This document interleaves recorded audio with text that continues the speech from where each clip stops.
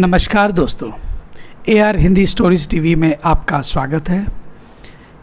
अपने हिंदी स्टोरीज़ की सीरीज़ में हम आज आपके सामने कर्मा धर्मा व्रत कथा को लेकर हाजिर हैं। एक कर्मा धर्मा व्रत हर साल भाद्रपद शुक्ल पक्ष एकादशी की तिथि को मनाया जाता है। कर्मा धर्मा पर्व भाई बहन के प्रेम स्नेह की निशानी के रूप में मनाया जाता है। यह पर्व बिहार, झारखंड, छत्तीसगढ़ आदि राज्यों में प्रमुखता से मनाया जाता है। 2022 में कर्मा धर्मा का पर्व 6 सितंबर को है। यह पर्व 3 दिन तक चलता है। 5 सितंबर 2022 को नहाखा, 6 सितंबर को प्रमुख पूजा और निर्जला उपवास व्रत है तथा 7 सितंबर 2022 को इस व्रत का पारण है।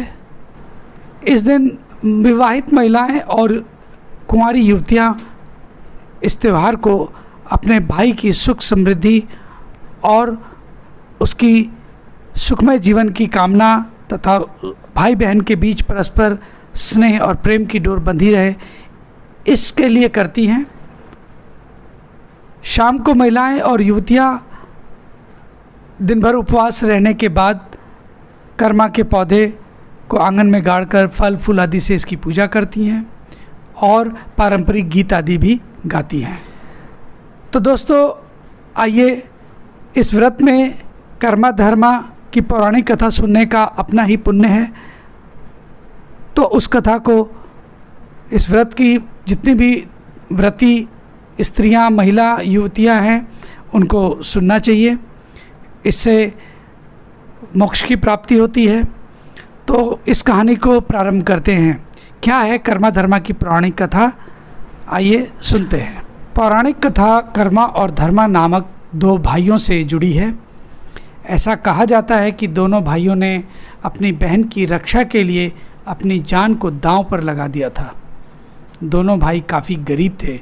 उनकी बहन बचपन से ही भगवान से उनकी सुख समृद्धि की कामना किया करती थी।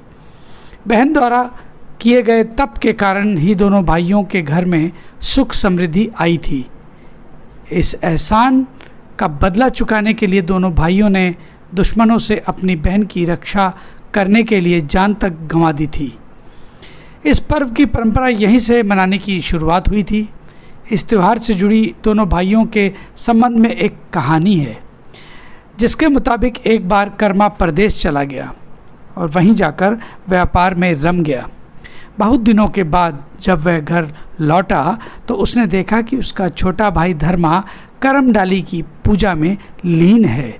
धर्मा ने अपने बड़े भाई के लौट आने पर खुशी जाहिर नहीं की, यहाँ तक कि वह पूजा में ही तल्लीन रहा।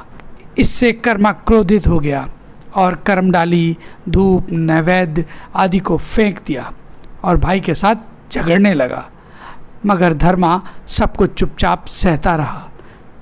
वक्त बीतता गया और कर्मा को देवता का कोपभाजन बनना पड़ा। उसकी सारी सुख समृद्धि खत्म हो गई। आखिरकार धर्मा को दया आ गई और उसने अपनी बहन के साथ देवताओं से प्रार्थना की कि उसके भाई को क्षमा कर दिया जाए। दोनों की प्रार्थना ईश्वर ने सुन ली और एक रात कर्मा को देवता ने स्वप्न देकर करमडाली की पूजा करने को कहा। कर्मा ने ठीक वैसा ही किया जैसा कि उसके स्वप्न में ईश्वर ने उससे कहा था। इसके बाद उसके सारी सुख समृद्धि वापस आ गई।